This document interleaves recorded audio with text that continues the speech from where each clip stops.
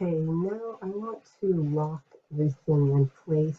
So I'm going to Control Shift down arrow, copy, paste the values, and I'm going to do the same for this section here.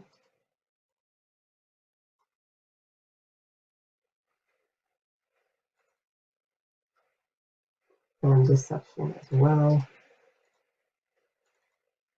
so that our numbers don't keep changing. So we have 19 kids that were produced. So the next thing we're going to do is see what happens if this population of offspring have kids. What are the genotypes going to look like in the next generation? So I want to go down to 19. I'm going to generate a new set of genotypes here, but the way this table is set up, it's going to be difficult to just take these values, and we don't want to manually type everything out. So we're just going to do a quick formula. I created this little table here that's going to just fill out this genotype section with however many individuals that we have specified in this quantity column. And we have this little helper column that's just going to help our formula do this.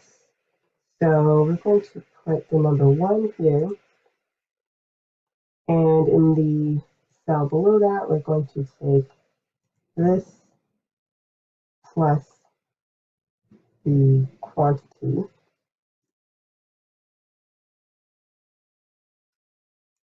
we're going to do the same thing there, and the same thing here. And when we put in our quantities, this should adjust. And it is important to have this extra one here. So now we've got that figured out.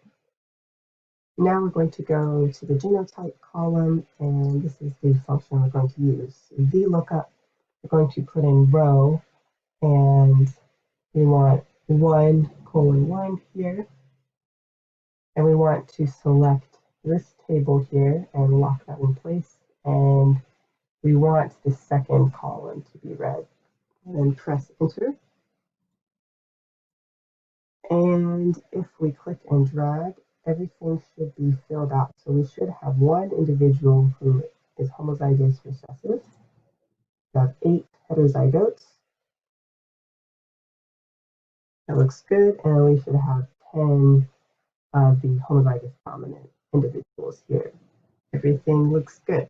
So now that we have that generated, we're going to do the same thing that we did where we take 2 partners and create offspring again. So let me do that real quick. Now I filled out this little section here, and these tables are basically the same tables that we have up here, but we're going to do the same thing with this new section. So we're going to take these 19 individuals and see what happens. So we're going to use the index function again, but this time we're going to select from this column here, and we're going to do random between 1 and 19 because there's 19 individuals. And then we will fill out these individuals here. Now for the offspring, we're going to go and do the same thing we did before, but this time we want to select D29 and E29. We want to make sure that this green column here is selected. We're doing the same rand between function. Press enter, and we will fill out this for the offspring. And I used the same functions that I used before, but I'm using this table D29 through D38 and D40, 41 to 42. And then we're using the COUNTIF function again for D29 through J38 and filling out this information. This is the sum, and this is our percentage here. Now I'm going to lock these values in place again. Copy, paste.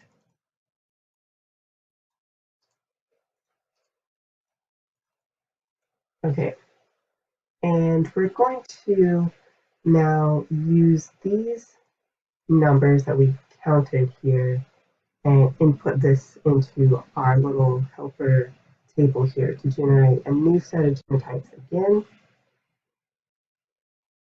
So let's go fill this out. Now we ended up getting 19 individuals again, so we can keep this the same, but make sure you see what your sum is and add more if you need to based on that. So let's put in 0, 10, and 9.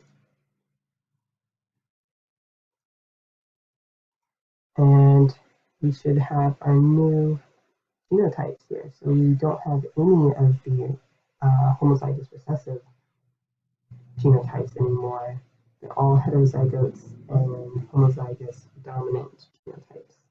And we're going to do the same exact thing that we did, so I'm going to go and do that real quick. Okay, I went ahead and filled this out. So again, this is the index function I used. Basically the same one that we used last time because it's in the same column here. If we click on this, it will highlight it and you can see. And we use between 1 and 19 again. We have 19 individuals. And this is the function for the offspring. So we are using D47 and E47. But everything else is the same. And these are the same as well, but our range here should be D47 to E56.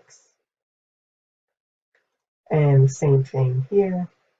So that's what we have. So we're going to do this one more time, and we're going to see how much our population has changed from the original population. So lock everything in place again, and then we will do this once more. Okay, now everything is locked in place, and we're going to use these numbers here, 3, 7, 15. And notice we have 25 people this time. So I want to go down to 25, and then we're going to use 3, 7, and 15 in our table here.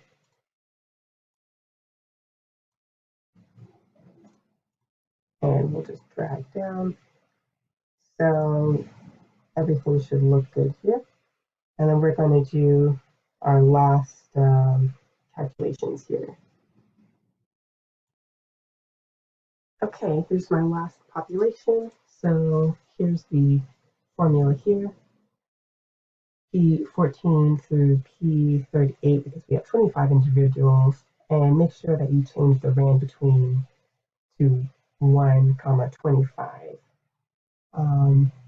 And for the offspring, we're comparing D67 and E67.